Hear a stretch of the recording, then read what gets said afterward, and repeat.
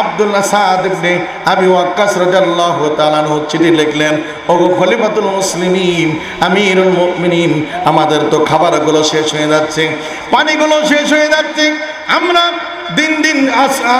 দিন দিন দুর্বল হয়ে পড়তেছি, আমরা তো মিশর জয় করতে পারতেছি না, কারণ তারা দুর্গের দরজা লেগে দিয়েছে।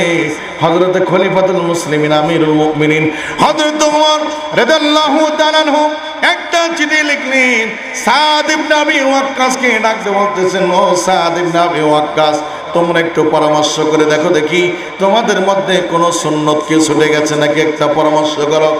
সাদ ইবনে আবি ওয়াক্কাস সেনাপতি সমস্ত সৈন্যদেরকে একত্রিত করলেন আর জিজ্ঞাসা করলেন, ও সৈন্যরা, একটু তোমরা বলো দেখি আমাদের কি কোনো সুন্নতের ঘাটতি হয়েছে নাকি। তখন উপস্থিত সৈন্যরা বলতেছে, ও সেনাপতি, আমাদের কোন রকম কোন সময়ের জন্য সুন্নত ছুটে যায় নাই, কিন্তু কয়েকজন সাহাবী ডাক দিয়ে বলতেছেন, সৈন্য সাদ ইবনে আবি ওয়াক্কাসের কাছে আসলেন, ডাক দিয়ে বলতেছেন, আমাদের সেনাপতি শোনেন, আমাদের মনটা কেমন জানি বলতেছি, আমরা দীর্ঘ একটি মাস সফরে থাকার কারণে আমাদের একটা সুন্নত ছুটে গেছে, সেইটি হলো আমরা নিয়মিত ঠিক মতো মেসওয়াক করতে পারি না। চিৎকার মেরে বলেন আল্লাহু আকবার। মেসওয়াক করা কার সুন্নত? কথা বলেন কার সুন্নত?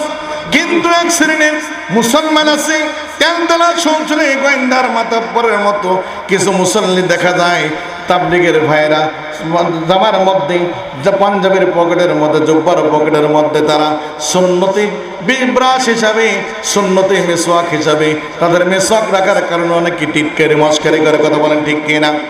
এই পরামর্শ যখন হযরত সাদ ইবনে আবি ওয়াক্কাস রাদিয়াল্লাহু তাআলা আনহু উপস্থিত সৈন্যদেরকে ডাকতে বলতেছেন, ও সৈন্যরা, আজকে ফজরের নামাজের সময় তোমরা অবশ্যই ওযু করার পূর্বে তোমরা একটু মেসওয়াকটা ভালো মতো করে নেবে।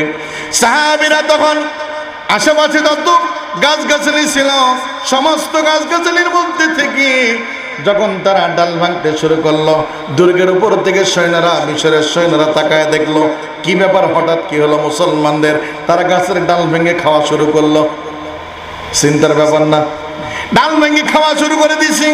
এতদিন দেখেছি তারা মাছ মাংস খায়, সব কিছু খায়, ভালো ভালো খাবার খায়, কিন্তু আজকে তারা এরা কোন জাতি হলো, তারা ডাল ভেঙে খাওয়া শুরু করে দিয়েছে।